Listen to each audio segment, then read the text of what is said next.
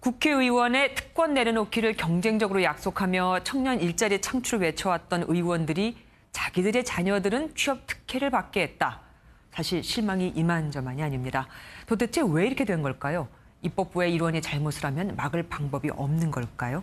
재벌에 이은 국회의원들의 이른바 갑질 논란, 원혜영 새정치연합 전 정치혁신 실천위원장 모시고 이야기 나눠보도록 하겠습니다. 어서 오십시오. 안녕하세요. 네, 작년에 혁신위원장 하셨을 때 의원 특권 내려놓기 이런 것을 주도했던 분으로 제가 기억을 하고 있습니다.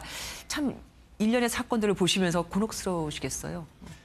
네, 그럴수록 정치혁신, 국회개혁의 절실함을 다 느끼면서 그동안에 논의했던 많은 과제들을 또 대안들을 이번 정기국회 중에 제도화함으로써 결실을 맺는 게 근본적인 대책이다, 이런 생각을 하고 있습니다. 그럼 오늘 제가 궁금한 건 국회의원들의 지금 그러니까 이른바 갑질이거든요. 이런 것들을 막을 만한 제도적인 장치가 작년에 이제 혁신이 계실 때 만들어지지 않았는지 그게 궁금합니다. 네, 우선 국회의 윤리위원회가 제 기능을 하게 해야 됩니다.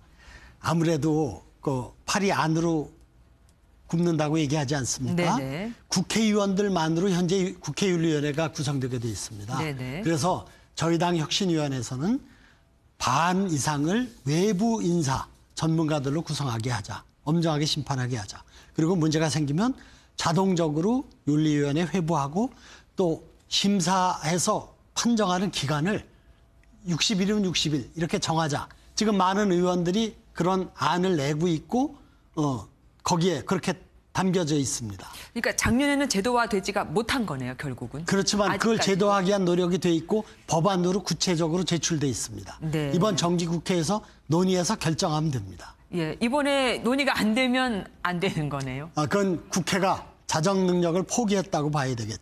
네. 그리고 알겠습니다. 또 뭐든지 정확하고 구체적인 잣대가 있어야지 평가할 수 있지 않습니까? 네네네. 그래서 미국은 의원 윤리 규범이 책 한 권입니다. 네. 우린 부끄럽게도 달랑 종이 한 장입니다. 그런데 제가 좀 걱정이 사실 이제 윤리위원회 안에 의원들 그러니까 이제 구성원이 모두 의원들이라서 제 팔이 안으로 굽는다라고 얘기할 수는 있지만 지금 방금 그 당내 윤리위원회 같은 경우는 반 이상이 구성원의 반 이상이 외부 인사라면서요. 그런데도 지금 이들은 제대로 지금 징계가 되지 않고 있는 거는 어떻게 해석을 할까요? 현재 우리 당의 윤리심판원은 네. 외부 인사가 반 구성되어 있고 독자적인 조사 권한과 심판 권한을 갖고 있습니다. 지도부도 이래라 저래라 못하게 하게 되어 있습니다. 네네. 그래서 요즘 우리 당의 윤리심판원은 상당히 강력한 역할을 하고 있죠. 그러면은 지금 당은 제대로 하고 있지만 국회 차원에서는 지금 윤리위원회가 제대로 작동하지 않는 것이다라는 얘기신가요? 그러니까 당에서는 당원의 자격에 대한 제한이나 이런 걸 할 수 있지 국회의원에 대한 그 권한과 직위에 대한 문제는 국회에서만 논의할 수 있거든요. 예. 그런 점에서 국회윤리위원회가 제 기능을 할 수 있도록 법적 뒷받침을 하고 시스템화하는 것이 핵심이다, 이렇게 생각합니다. 그런 점에서 그 핵심적인 장치가 저는 김영란법이라고 생각을 합니다. 그러면은 김영란법을 어떻게 손봐야 될까요? 지금도 사실 지금 시작도 되기 전에 저는 논란이 그래서 많거든요. 손보는 논의가 지금 나오는 게 잘못됐다고 보고 있습니다. 그럼 어떻게? 그 전까지 다 관행으로 인정되던 것을 네. 이번에는 엄격하게 규정해서 어긋나면 범죄 행위로 다스리게 되어 있는 게 김영란법이거든요. 근데 지금 여당 대표부터 이런저런 거는 예외로 하자, 이렇게 되면은 시행하기도 전에 김을 빼는 게 됩니다. 네. 그러니까 어차피 과거의 관행을 바꾸는 것은 고통이 따릅니다. 네. 거기에 그 과정에서 많은 사람이 피해를 볼 수도 있습니다.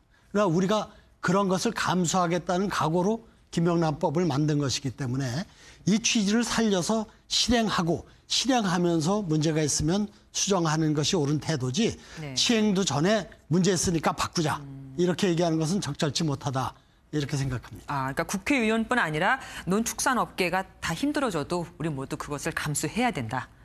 농축산업계는 일반적으로 농축산물이 비싸지가 않지 않습니까? 뭐 왜 이렇게 조기만 해도 10만 원이 넘고 뭐 화환만 해도 요즘에 뭐 7만 원 다 넘지 않습니까? 네, 어쨌든 그런 건 기술적으로 기준을 잘 책정함으로써 현실적인 고려를 해서 특히 농축산물에 대한 어떤 시장을 고려해서 할 수가 있다고 생각하고요.